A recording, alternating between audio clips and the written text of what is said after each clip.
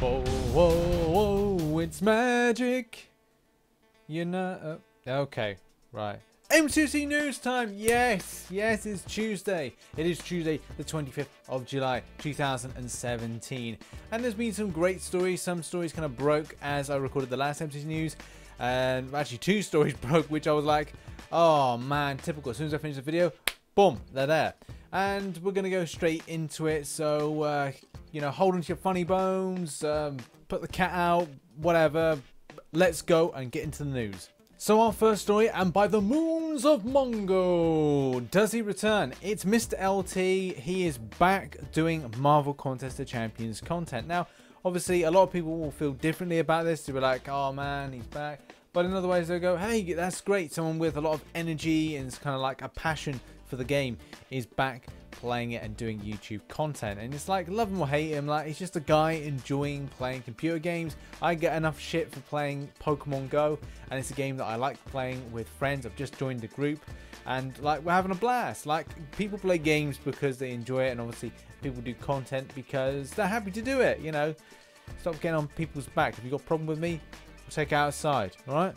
So our next story is all about the arenas, and yeah, it's a very interesting one to see Cable as a basic and Symbiote Spidey. I mean, not the most too popular kind of champions. I mean, I really like Symbiote Spidey, and a lot of people will kind of slate him as a character, but I think he's great.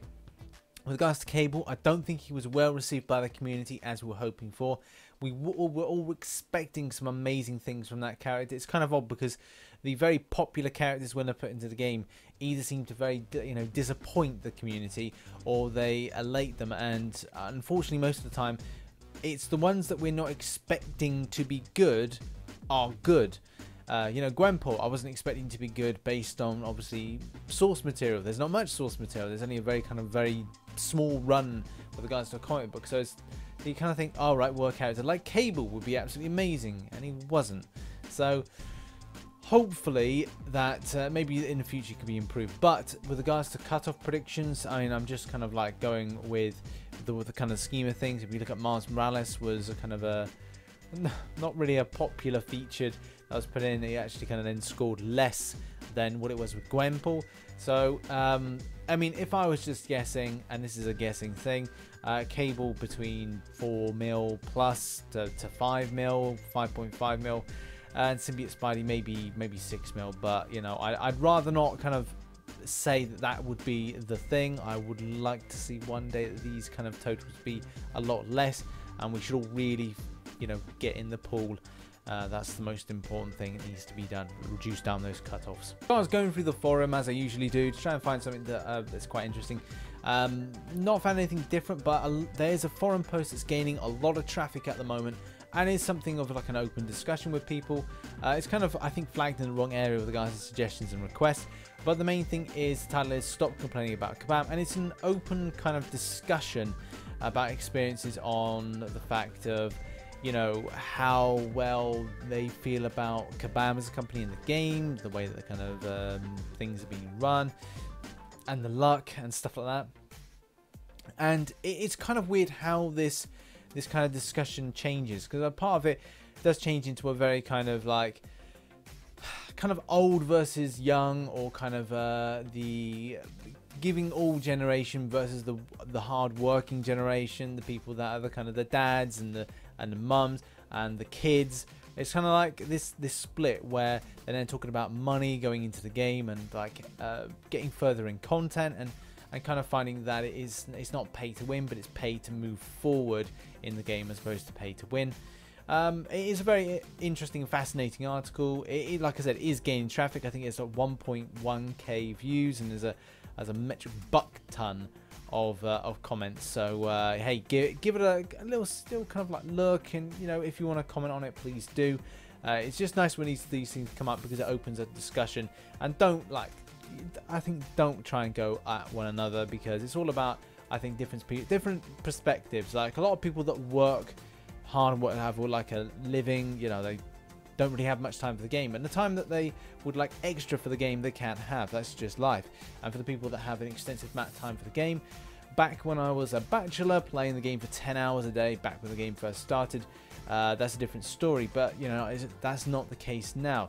So it's really kind of looking at different people's perspectives, and I think it's all about people understanding, being respectful of that, and also, you know, being supportive. Like, you can do it regardless of how much time you put into the game or how much money someone puts into the game.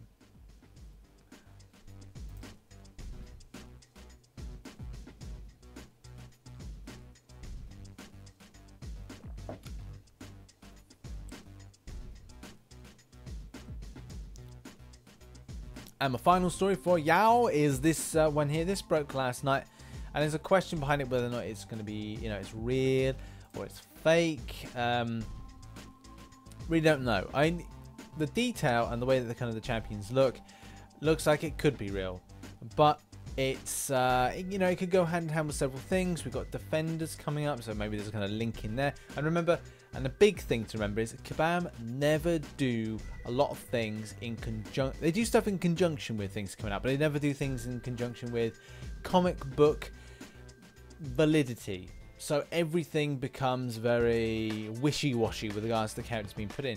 Yeah, we might have a defenders thing coming up. Oh, but what we'll do is we'll put in Medusa from Inhumans. We've got an Inhumans thing coming up. We'll put KINGPIN in. See, they kind of like change things about a bit, and it's basically like, if they were to put this out, it does cause like a great amount of buzz in the community, which is good, and it's good for PR. It's absolutely amazing for PR.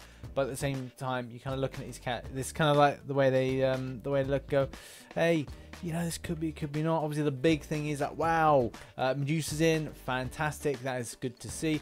And as well, KINGPIN is in. KINGPIN was a very odd one to go, right, well, that came out of nowhere. That came out of left field. But then makes people kind of question the big chart of characters being put in for this year and what the dealio is with that. Green Goblin is, I mean, it's good. It looks great. But I would like to see more kind of like level of detail, kind of the front on look. But it's got that kind of like good vibe to it, the longer chin, which is cool. And yeah, looks great.